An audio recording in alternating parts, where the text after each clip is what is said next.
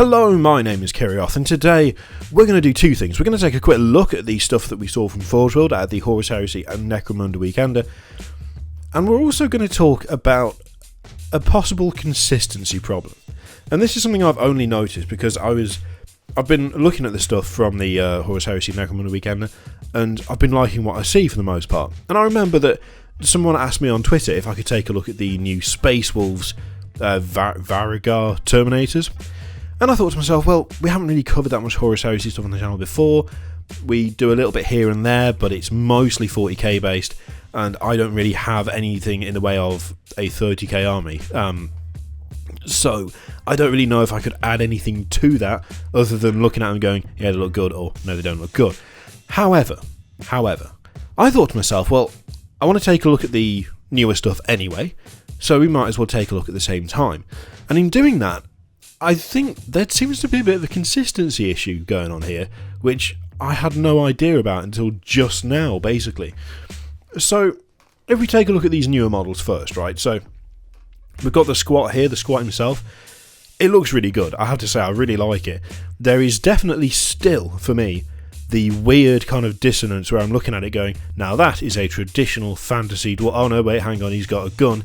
And he looks distinctly not fantasy. There's like a weird mix of the two genres that I do like, but at the same time, there's something kind of off-putting about it, because I look at it and I'm like, all of the things are familiar, but he's in the wrong time period and it's messing with my head. I still like the sculpt, I still think it's very well done, but there is definitely like, not an uneasiness, but yeah, it takes me a moment to really work out exactly what I'm looking at, but quality-wise, I really like the look of it. I mean, there's a lot of nice little detail. I especially really like the kind of, I guess, I was going to say puffer jacket. It's not a puffer jacket, but the kind of quilted look to the top. It's a nice sculpt. It looks really good.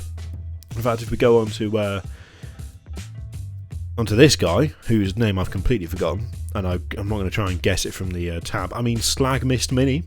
Slag Mist, I guess, is what that is. Totally forgotten, having only just looked at this stuff, but never mind. I really like this, regardless of what it is specifically. I really like it. There is a very different feel to this. There's a very kind of, it doesn't look like Warhammer 40k. It doesn't look like Horus Heresy. It doesn't look like Necromunda. It looks like something alien to the franchise, but it still has familiar marks to it, familiar feeling things to it that kind of make you go, oh no, it is part of this franchise, but I don't know, there's something otherworldly about this. I really like it. There's like a high-tech nomad feel is the only way I can describe it, which I really, really do like it. It's one of those minis where I think, even though I don't play Necromunda, I would absolutely get this, and I would get this just to own it and just to paint it, because it has just a quality to it that I haven't really seen before from Forgeworld or Games Workshop, just in terms of something so alien and yet kind of still familiar. Really nailed it. It looks really good. We also have the Orlok boss with dog, who looks quality. I mean, that is a man who is in charge, most definitely. You could, I'm looking at that and I'm thinking you could do some cool stuff with that thing. You could do some really interesting conversions with that, dog included. Obviously the lines on the dog, I would hope, the joins would meld a bit better once it's painted, but overall that's a really good looking pair of minis. That dog is really kind of scary. It's funky, that model. I like it and I don't like it at the same time. I like it because it's definitely threatening, but it's also a bit unsettling as well. Dogs with robotic eyes, I don't know, there's something about them I don't like. But yeah, the actual boss himself looks really, really good. I'm not entirely sure about the size of the hammer. I mean, normally I'm all for oversized hammers, but I kind of feel like something a bit more, I don't know, I think I'd kind of like to see something a bit smaller but more spiky on the guy, but I'm not really sure why. It'd make a very good sort of, I don't know, you might be able to get a decent commissar conversion out of that dude. He's definitely got the imposing look about him for it. We also have Alfarius, possibly Alfarius, might not be. You don't know. It could be just some random dude in Alfarius' armour. You don't know. I like this as a close-up. We really need to see the full model. As it stands, I do like it, but I will say that there's a danger of there being too many small fiddly bits on this thing. The scales on the armour look very well done. They look really nicely done, in fairness. But if that motif plays out across the entire model, and you've also got little things like chains around there, and you've got the pipe coming out of there, and there's little bits of ornamentation on the shoulders, and it has the potential to be a bit too busy. It kind of looks like it could end up being a little too fiddly, too many kind of overlapping details going on. I'm kind of 50-50 on it. I do like the general idea of it, and I absolutely think you obviously need the scales on the armour. That's a core part of it, but I don't know how well that's going to translate to a full-on model. It'd be interesting to see the rest of it. I'm really hoping they get the scale right and don't make him too big, because it's Alfarius and he shouldn't be too big. Promising, but a little bit worrying. There could be a bit too much going on in the final product there. But then again, it's Alfarius, so really you've got to love it whether it's busy or not, haven't you, to be honest? Now, the man himself, quite a few of you actually asked me to look at this before, but I what with being in and stuff, I didn't get around to it. I do like him. I would have liked the chainsaw to be bigger, to be honest. I don't know why. I always had it in my head that it was just bigger than it is. Like, maybe longer, maybe a bit thicker. This is getting very close to Slash territory, I realise that. But just a bit more larger than life, I always pictured it as being. The actual model itself is really nice. There's a good mix, I think, of, detail.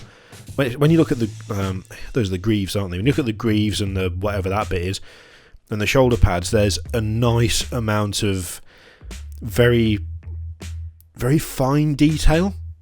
But the rest of the armour isn't overly detailed. There's a nice middle ground where your eyes kind of get drawn to all the right places. I feel like that this is a good model, is the example for like a decent focal point, because I'm looking at it and my eyes are drawn to the head, and I can take in the detail as I look over the model without it being too overbearing, without it being overwhelming.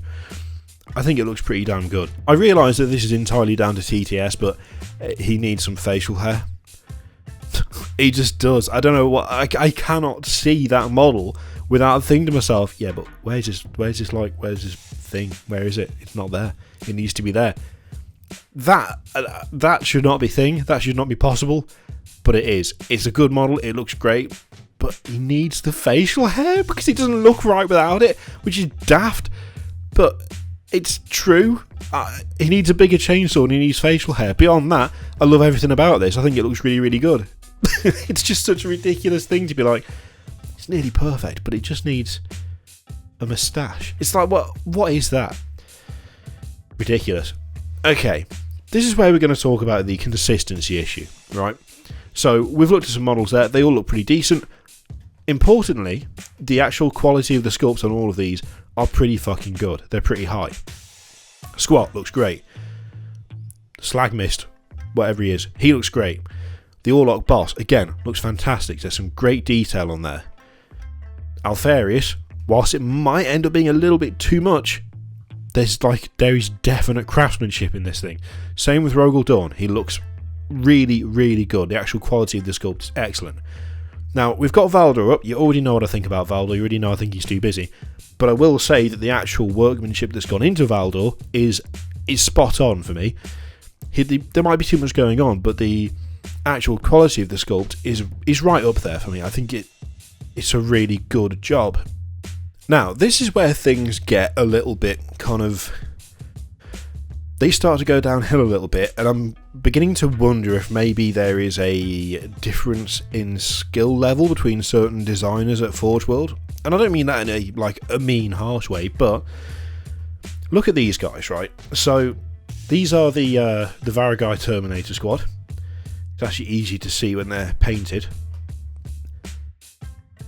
The workmanship on these models is nowhere close to the workmanship on that model.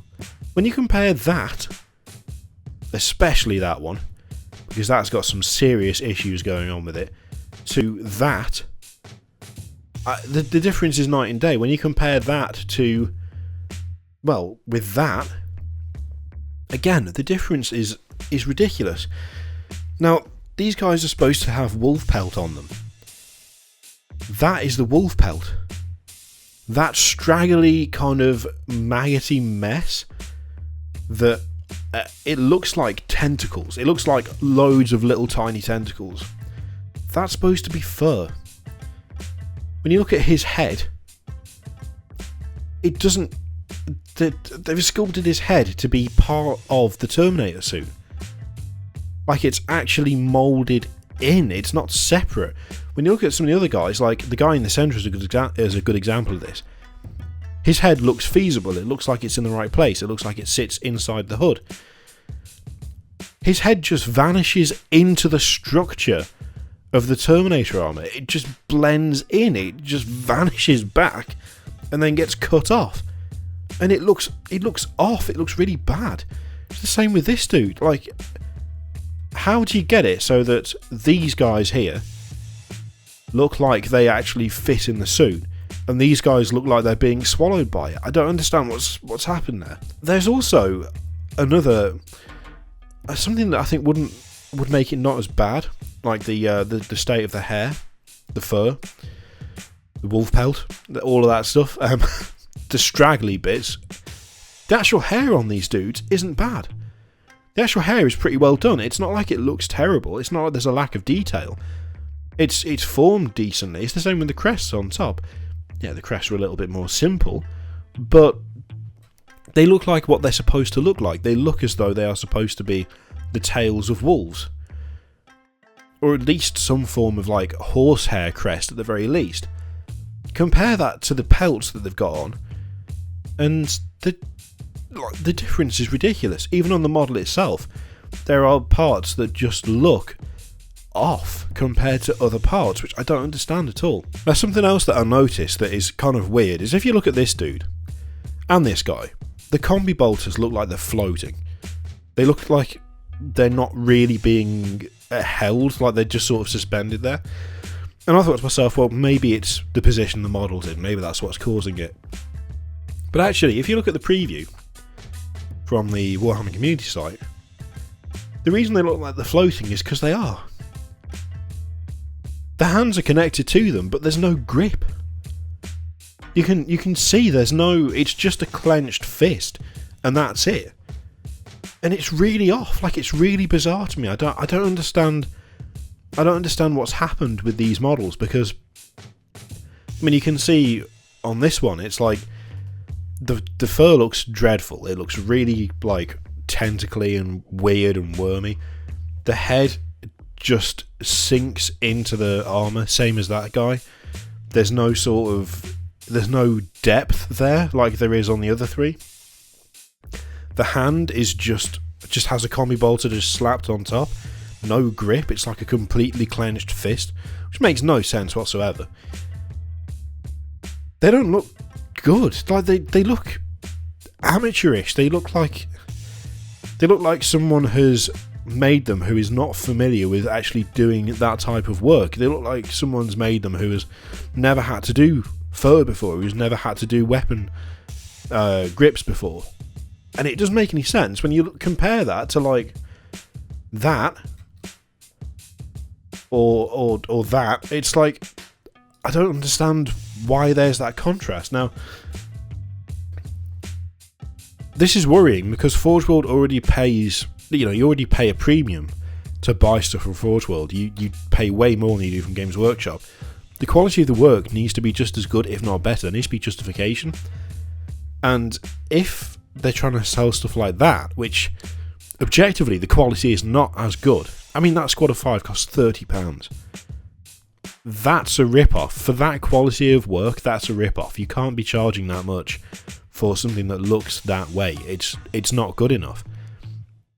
And it's kind of worrying because, the other stuff, as I say, looks fine, it looks grand, but those guys, they just look off. Compared to everything else, they just look off. All of these look great, and then those guys, they just don't look good enough. But question is, what do you think of the other stuff? What do you think of the squad and the Slagmist and the Orlok boss and Alpharius and Rogel Dawn? And then what do you think of the Space Wolves? Do you think they are off, or do you think it's not that bad? I'd be interested to hear what you think. Let me know in the comments below. In the meantime, feel free to click any of the things you see on the screen in front of you, subscribe, Patreon videos, all of that shit. And I'll see you for the next video. Toodaloo.